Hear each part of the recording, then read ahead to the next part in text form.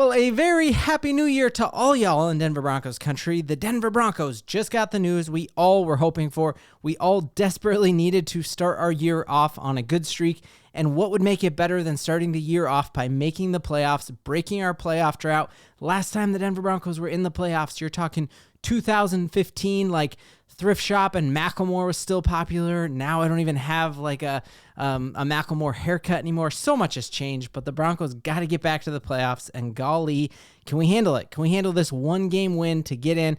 We are fixing to find out. Well, the Broncos got the news we all desperately needed to hear, and that is watching that Cincinnati Bengals game. We saw that now Patrick Surtain has vaulted himself up and is the odds-on favorite to win Defensive Player of the Year, and it is a much-deserved award. He has shut down every single team's number one wide receiver, and it's not even close, and you throw the best in the league out there, the one who's about to win the Triple Crown, meaning he has the most receptions, the most touchdowns, the most yards receiving, Jamar Chase, and he had a measly 30 yards on Patrick Surtain. Well, at the end of that game, we saw Patrick Surtain limping very, very noticeably. Even the pro-Cincinnati color commentators were saying like, ooh, I hope Pat Surtain is okay. Well, he showed up 0 places on our injury report, which is just absolutely fantastic news that like not only in this win and we are in scenario with the Broncos playing the Chiefs, do we need Pat Surtain, but we need him to shut down Josh Allen and the Buffalo Bills in what is going to be another polar vortex. We're going to get to that. I don't want to get too far ahead of my skis, but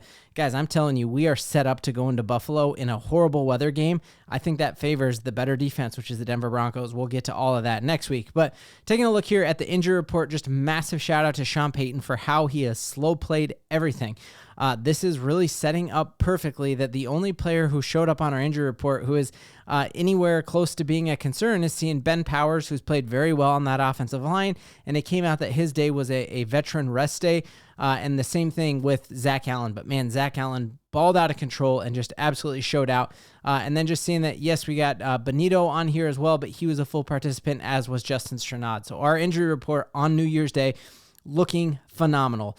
Conversely, looking at the Kansas City one, they had to play 3 games in 11 days.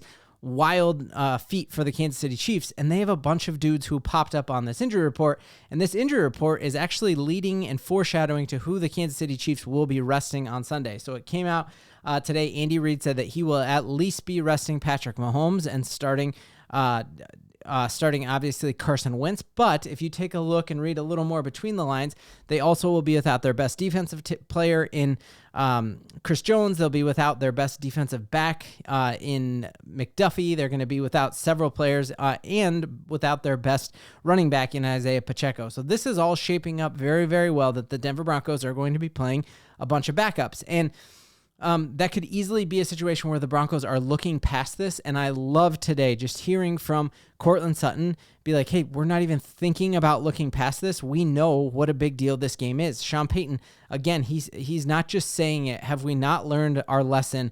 If Sean Payton says something, he means it, and I cannot tell you how annoying it is to me. All of the doubters who looked at all of the audacious things Sean Payton said in the offseason are like, oh, he's just got to say that. That's coach speak. When Sean Payton says something, he means it. When he said, I have 2 middle fingers for all the doubters, he meant it. When he said the next time I only win 7 games will be the first time, he meant it. So when Sean Payton comes out today and is asked an amazing question here by Zach Stevens, it was asked, hey, you've talked all year about big games. Like, are you ready for this big game?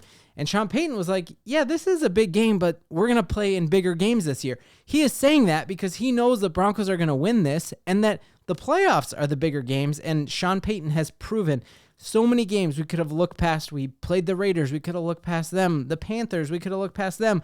The measly Saints on the road, we could have looked past them. Sean Payton has a lot of faults as a coach, but one thing is he does not let players look past games. He has every player dialed in for this game, and you heard it in every locker room interview from Courtland Sutton all the way down today. And here's how Sean Payton responded to how big he thinks this game is this week. Yeah, it's a big game. Like I said before, I think we'll play them bigger, but this is a big game. It's a division opponent. I mean, we're playing a team with championship pedigree. They're well coached.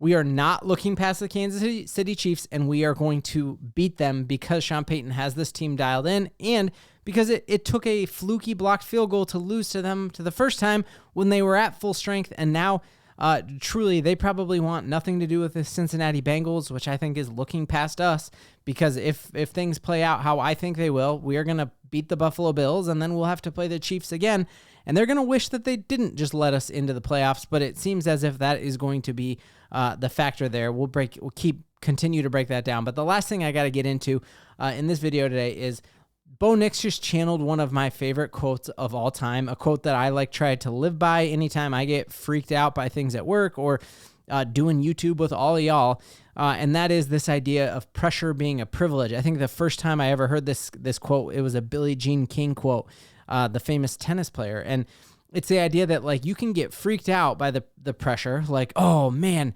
everyone's counting on me to do this thing, or you could be like, hey, this is actually a privilege to be in the situation where I feel this pressure. And so anytime I've had to do big speeches at work or go live on YouTube and there's 1,000 of you watching it, I could be crushed by the pressure. I could be like, man, this is actually a real privilege, because I would kill for this opportunity to do this. And I just love that a rookie quarterback is looking at the situation of winning you're in. We're all counting on you, Bo Nix. Get us back to the promised land of the playoffs. And I just love how Bo Nix reframes that, not as a crushing pressure, but as a privilege and something he wants to live into. And this is dude, let's get Bo Nix tattoos, all of us, in the new year, and just this is our quarterback, guys, and drink it in. And it goes down real smooth hearing him say this.